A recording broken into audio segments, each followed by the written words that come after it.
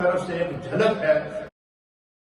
نافرمانی اور ظلم کو ختم نہ کیا، یہ کورونا وائرس تو خدا کی طرف سے ایک جھلک ہے۔ اس کے بعد اس سے بڑے عذاب کا انتظار ہمیں کرنا ہوگا، اس سے بڑی پکڑ کا انتظار کرنا ہوگا، اور پھر وہ پکڑ ہوگی کہ جس کے اندر معافی کا موقع نہیں ملے گا، جس کے اندر توبہ کا موقع نہیں ملے گا، جس کے اندر استغفار کا موقع نہیں ملے گا۔ آج ایک طرف اگر خدا نے پوری دنیا کو لاک ڈاؤن کر کے رکھا ہے تو دوسری طرف اس مالک و مولا نے رحمت کا دروازہ کھولا رکھا ہے، دوسری طرف اس مالک و مولا نے توبہ کا دروازہ ہمارے لیے کھلا رکھا ہے، دوسری طرف اس مالک و مولا نے رجوع اللہ کا دروازہ ہمارے لیے کھلا رکھا ہے، دوسری طرف اس مالک و مولا نے اپنے رب کی طرف لوٹنے کا دروازہ کھلا رکھا ہے۔ اس لیے پورے اقوام عالم کو، پوری دنیا کے اور بالخصوص اسلامک کنٹریز جتنی دنیا کے اندر موجود ہیں، میں ان کی خدمت میں بھی گزارش کروں گا کہ خدا ہمیں موقع دے رہا ہے۔ اس کا ایک حل ہے، وہ حل یہ ہے کہ تاریخ ہمیں بتاتی ہے اس وقت پوری دنیا کے جتنے بھی اسلامک ممالک کے سربراہان ہیں، اسلامک ممالک کے حکمران ہیں، انہیں سچی توبہ کر کے ان تمام حکمرانوں کو، ان سب کے سب حکمرانوں کو من حیث الحکمران، من حیث الملک کا سربراہ، یہ سارے کے سارے نبی پاک کے در پر جمع ہو جائیں اکٹھے۔ تمام ممالک کے حکمران نبی پاک کے در پر جمع ہو جائیں۔ تمام اسلامک کنٹری کی میں بات کر رہا ہوں،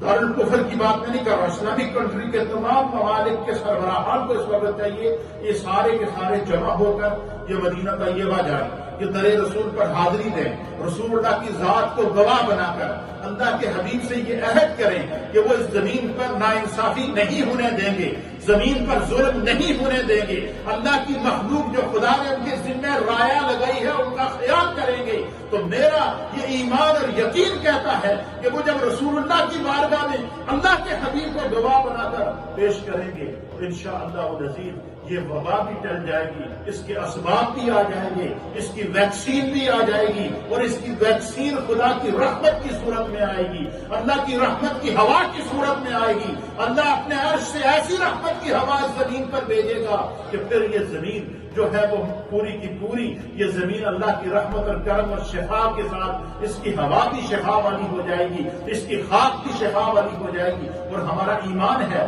اور یہ ہمارے پاس ایگزامپل موجود ہے کہ جب اللہ کے حبیب علیہ الصلوۃ والسلام مدینہ طیبہ تشریف لائے، آپ نے مدینے کی سرزمین پر جب قدم رکھا تو اس وقت مدینے کی سرزمین کو یثرب کہتے تھے، وہ بیماریوں کا گھر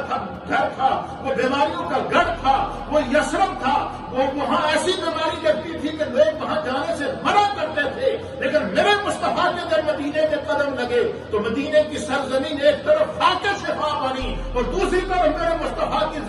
مدینے کی سرزمین نے جو میرے مصطفیٰ کے قدم کو چوما تو اللہ کے حبیب علیہ الصلوۃ والسلام نے کائنات کے سامنے اعلان کر کے بتایا کہ ما بین بیتی و منبری روضۃ من ریاض الجنہ۔ حضور نے فرمایا میرے گھر سے لے کر میرے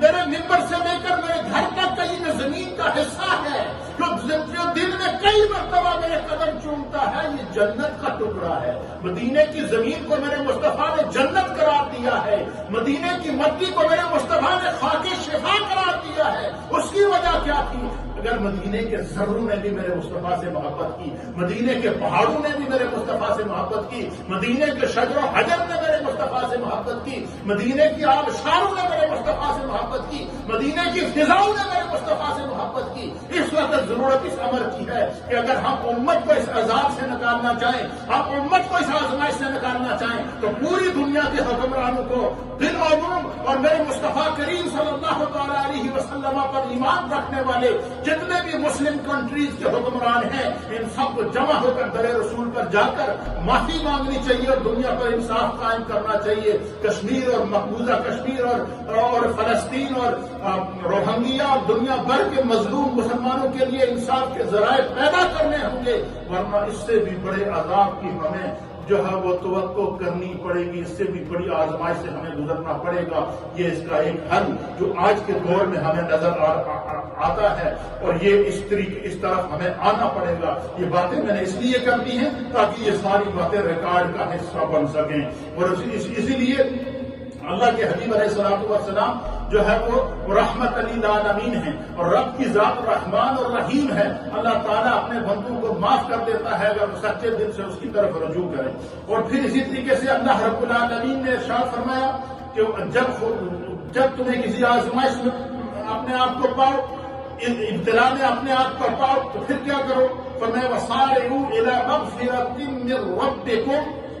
فرمایا کہ پھر اپنے رب کی مغفرت اور اس کی جنت کی طرف دوڑے چلے آؤ۔ اور جو خدا نے جنت پیدا کی ہے وہ کیا ہے؟ ارضھا السماوات والارض، جس کا ارض آسمانوں اور زمینوں، یہ زمین کے اللہ نے جو جنت بنائی ہے اس کی وسعت کا یہ عالم ہے کہ وہ جس طرح آسمان اور زمین یہ اس دنیا پر پھیلے ہوئے نظر آتے ہیں، اتنی وسیع خدا نے جنت بنا رکھی ہے اہل ایمان کے لیے۔ فرمایا کہ اپنے رب کی طرف لوٹ کر آجو، اللہ نے متقین کے لیے تیار کی ہے۔ پھر رب کریم پھر ہمیں بار بار قرآن کریم کے اندر اس طرف اشارہ دے رہا ہے۔ رات کے اندر اللہ نے فرمایا ان ربک لذو مغفرۃ للناس علی ظلمہم، فرمایا بے شک آپ کا رب لوگوں کے ظلم کے باوجود ان کی مغفرت کرنے والا ہے۔